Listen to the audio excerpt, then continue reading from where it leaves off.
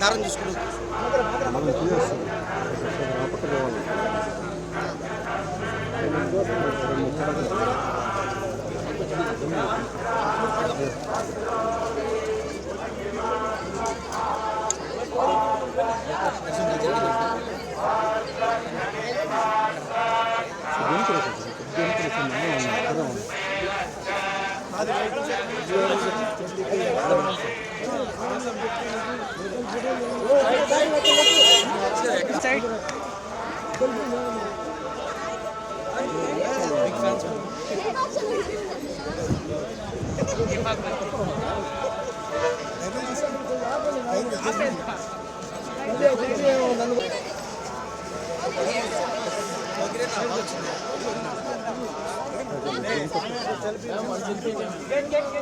అందరికీ నమస్కారం.